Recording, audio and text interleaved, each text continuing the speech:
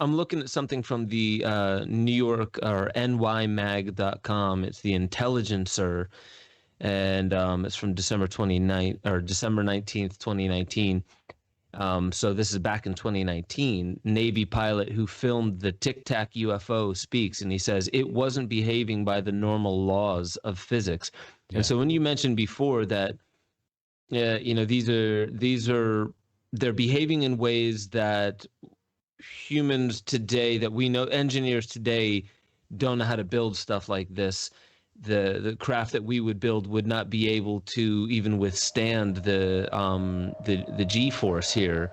Yeah. And nor in that respect would a human pilot be able to handle it. Is that correct? Yeah. And I actually have that clip we'll play later. But yeah, I mean, Chad, he's the guy who's actually, manning the radar and doing all the various different types of filters on the camera. And, these are the exact person you'd really want to really be like the final say on what we're looking at. And, their ability to jam the radar is an act of war. The physics of instantaneous acceleration is beyond anything he's ever seen. One of the key things he makes note of is that if this was black operations of some sort, he's actually seen that by accident. And they will actually come and say, hey, we need that footage. It's classified, sign this NDA, and we don't need to remind you didn't see anything here type of deal. And he's like, I've had that happen. Okay, so that's the distinction between, at least within the U.S., Black Ops within the U.S., if it was one of those types of operations known, they would come and say, we need that footage.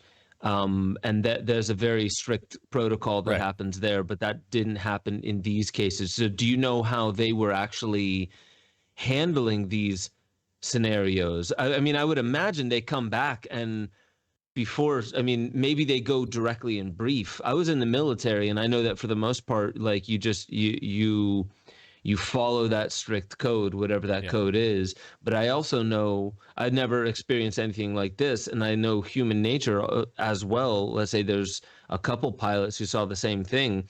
It's all being recorded. The first thing you do stepping out and you see them face to face is like WTF. Well, they didn't. I mean, the big part of all this is they didn't really have this official reporting process in place. That's one of the big things that's now finally happening. I think it's already occurring, and they've created this new UAP task force. But, you had ATIP, which is part of OSAP, this larger program, which is what Bigelow Aerospace was involved with the DNI with, or NIDS. And essentially, though, Senator Harry Reid and Rubio were two key figures in really pushing this forward. Reid in particular, though, because he was the head of, I think, the security, intelligence committee. And he was just like, a lot of people were going to push back throughout the process. And there's a clip I'll play later from The Hill, from Cigar today, and Jetty, that breaks down how this wasn't, because we're going to talk about these major debunkings, but this really had resistance the entire way from Pentagon, DOD type officials, people who did not want any of this stuff really being discussed. They didn't want the footage released by Christopher Mellon. They didn't want the footage released by Lou Elizondo. And these people, like them or not, say what you want. Bottom line is they felt this was their duty to the rest of the citizens. They did it right before they retired. And once this got to the press, they knew you got to use the press to force the hand of these sort of covert deep state type officials who are unaccountable on a lot of ways, financially and with the assets that are, possibly being built to, we don't know what degree. That's the whole next speculative thing we can talk about at the end. But yeah, so this was something that that's why I feel like it's way more legitimate and credible. Is like, this doesn't have any of the telltale signs of some sort of psyop. This is really something that was leaked and gotten out in various ways, and they don't want to come out, which makes it seem more credible in a lot of ways. What's interesting, the way you're bringing this up is making me see a different side, because so I come from, just a long history of connecting with conspiracy theorists. And as much as I think it's important to look at these things without being triggered and without taking our biases or allowing our biases to make us not see what might be in front of us, there's also this thing that we always tend to forget, which is I could be wrong with my logic. My logic seems sound, but I could be wrong with it. And the first thing that makes me feel right there is the government is like this singular thing, and then the government would not want this. The way you're saying it is Rubio and Reed are players within the government that other players within the government were disagreeing on, and they realized this was their tactic to go media first, which is something that tipped off other skeptics first. Was like, come on, why would it be on the media first? It has to be prepping the American public for something.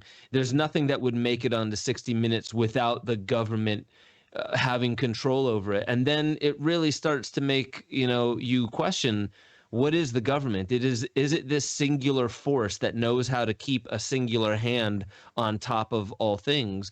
Or is it really what it seems to be, and many different actors with their own agendas in cliques within the government, and sometimes to get something done, you have to go outside the bounds of what you would normally do, and maybe going to the media was their way of getting what they needed to get done.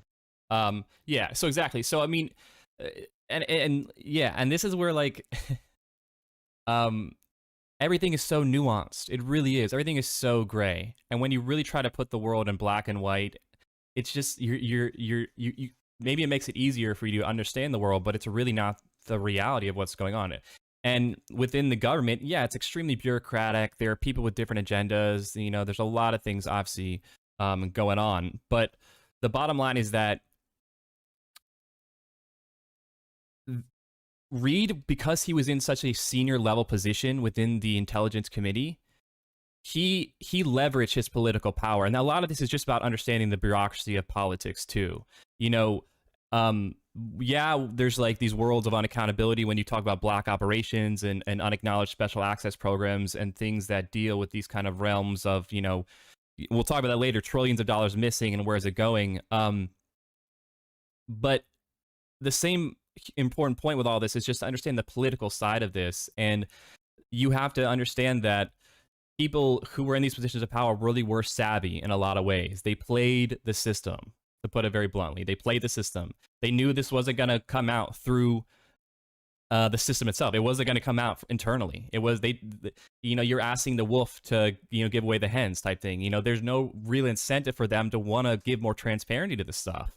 These people love working in secrecy. These people love not having accountability. These, I don't like to be broad here, but people, private contractors and DoD officials who have vested interests love having unlimited blank paychecks and unlimited rationale to say, hey, we make umbrellas, so we need it to rain. This is the classic Eisenhower military-industrial complex that this subject has, by a lot of data been rolled into. This has been a part of that whole machine. And some would argue probably the most important classified heavy duty one, higher than, nuclear hydrogen type, research. Make sure y'all head over to benjosephstewart.com, become a member. You'll have access to the growing library of deeper dives where I talk about all the stuff that I really can't talk about on YouTube. Make sure you get involved in the Discord chat. That's where a lot of the conversation is happening, talking about new theories, being able to interweave into the greater conversation that is how we awaken infinity. That's our highest potential. And I just want to remind you, you are the most powerful technology ever known to creation. Wield it like an artist with a conscience.